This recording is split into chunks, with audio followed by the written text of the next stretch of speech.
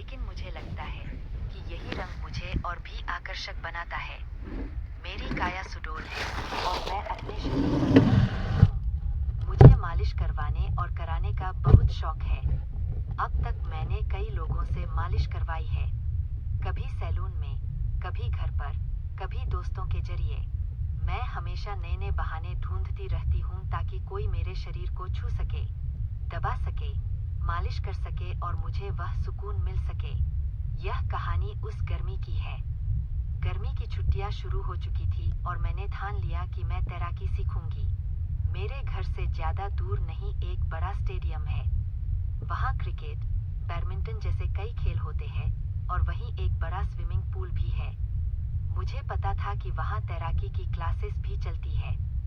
मुझे तैराकी सीखने की असल जरूरत नहीं थी, लेकिन पूल का पानी, वहाँ का माहौल और सबसे जरूरी वहाँ के कोच और सदस्य सब कुछ देखने की इच्छा थी। एक शाम 6 बजे मैं स्टेडियम की ओर निकली। मैंने सादा सफेद टी-शर्ट और जीन्स पहनी थी, लेकिन टी-शर्ट जानबूझकर टाइट और गहरी नेक वाली चुनी थी। चलते वक्त रास्ते में लोग मेरी ओर बार बार देखते। मुझे यह अच्छा लगता है। मुझे पता है कि मेरा शरीर कितना आकर्षक है और मैं इसे दिखाने में कभी संकोच नहीं करती। स्टेडियम पहुंचते ही अंदर शांति थी। पूल के पास एक ऑफिस था। मैं वहां गई। अंदर एक आदमी बैठे थे। उम्र लगभग 50 साल लेकिन शरीर मजबूत, चेहरे पर मुस्कान। उन्होंने मुझे देखते ही उठकर स्वागत किया। नमस्ते, क्या मदद करूं? उन्होंने पूछा। मैंने कहा कि मैं तैराकी क्लास ज्वाइन करना चाहती हूँ। बातों बातों में पता चला कि वही मुख्य कोच है, नाम रामेश्वर, लेकिन सब उन्हें अवधेश सर कहते हैं। दूसरा कोच है रोहित, असिस्टेंट कोच। फीस के बारे में बात हुई। फीस बहुत कम थी, महीने के सिर्फ 600 रुपए। मैं तुरंत तैयार हो गई। मैंने पूछा, सर, क्लास किस समय होती है? उन्होंने कहा, शाम को 6 बजे लेडीज बैच है, सुबह मिक्स्ड बैच होता है। मैंने फिर पूछा, वर्तमान लेडीज बैच में कितनी महिलाएं आती है? वे मुस्कुराए और बोले, अभी सिर्फ 2 महिलाएं आती है, लेकिन वे रेगुलर नहीं है। कभी आती है, कभी नहीं। यह सुनकर मुझे मन ही मन खुशी हुई। कम लोग मतलब ज्यादा ध्यान, ज्यादा मदद और ज्यादा सुकून। मैंने तुरंत फीस भरी और घर लौट आई। लौटते वक्त रास्ते में एक स्पोर्ट्स शॉप दिखा।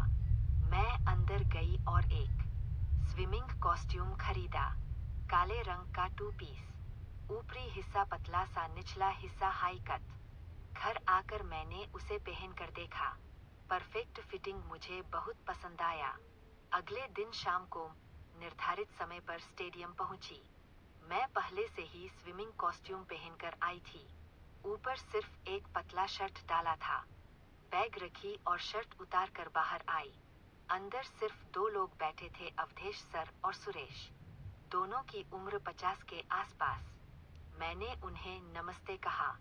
मैंने पूछा, सर, आज कोई नहीं आया? अवधेश सर मुस्कुराए और बोले, नहीं पूजा, वे 2 महिलाएं तो रेगुलर आती ही नहीं, आज सिर्फ तुम हो, चलो चेंज करके आओ। मैं मुस्कुराई और बोली, सर, मैं पहले से ही पहन कर आई हूँ, बैग रखकर। मैं पूल के किनारे आई। जैसे ही मैं बाहर निकली, दोनों की नजरें मेरे शरीर पर जम गई। मेरा सांवला रंग, टाइट कॉस्ट्यूम, व दोनों कुछ पल के लिए स्तब्ध से हो गए। अवधेश सर ने गला खंखार कर कहा, चलो पूल में आओ, पहले पैर चलाना सीखो। मैं पानी में उतरी। पानी ठंडा और सुहाना था। मैंने पैर चलाने की कोशिश की, लेकिन शरीर पानी पर तैर नहीं रहा था। मैंने बहुत कोशिश की लेकिन हो नहीं पाया। अवधेश सर पानी में उतरे। उन्होंने मुझे पीछे से पकड़ा, एक हाथ पेट पर, दूसरा जांघ पर। ऐसे करो, पैर ऐसे घुमाओ, पिगम, वे बोले। उनका हाथ मेरे पेट पर से धीरे धीरे ऊपर सरका। मैंने कुछ नहीं कहा, बल्कि थोड़ा और झुक गई ताकि उनका हाथ अच्छे से लगे। रोहित बाहर से देख रहा था। उसकी आंखों में एक अलग चमक थी। कई दिन ऐसे ही चलता रहा। रोज मैं आती और वे 2 महिलाएं कभी नहीं आती। मतलब हर बार सिर्फ मैं अकेली। अवधेश सर और रोहित दोनों मिलकर मुझे सिखाते, लेकिन सिखाने से ज्यादा उनके हाथ मेरे शरीर पर घूमते, कभी पेट पर, कभी जांघ पर, कभी छाती के पास हल्का स्पर्श। मैं कभी विरोध नहीं करती बल्कि जानबूझकर ऐसी हरकतें करती कि उनका हाथ अच्छे से लगे। एक दिन मैं पूल में प्रैक्टिस कर रही थी। मैंने छलांग लगाई और पैर चला रही थी। अवधेश सर मुझे पकड़कर अब मदद कर रहे थे। उनका हाथ मेरी जांघ पर गया। मैं मुस्कुराई और कुछ नहीं बोली। रोहित ने देखा और वह भी पानी में उतर आया। अब दोनों मिलकर मुझे सिखा रहे थे, एक पीछे से एक आगे से। मेरी छाती पानी में हिल रही थी और उनके हाथ उसे सहारा दे रहे थे। कुछ दिनों बाद मैं जानबूझकर चेंजिंग रूम में कपड़े बदलने लगी। पहले मैं बाहर ही बदलती थी लेकिन अब रूम में जाती, दरवाजा थोड़ा खुला छोड़ती, धीरे धीरे कॉस्ट्यूम उतारती, छाती को बाहर निकालती, हाथ से सहलाती।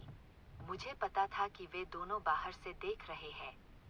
रूम की दीवार में एक छोटा सा छेद था, उसमें से वे आंखें लगाकर देखते। मुझे उनके सांसों की आवाज आती।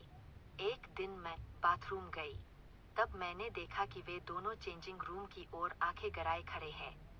मैं मुस्कुराई और चुपचाप वापस आ गई। उन्हें पता नहीं चला कि मैंने उन्हें देख लिया है।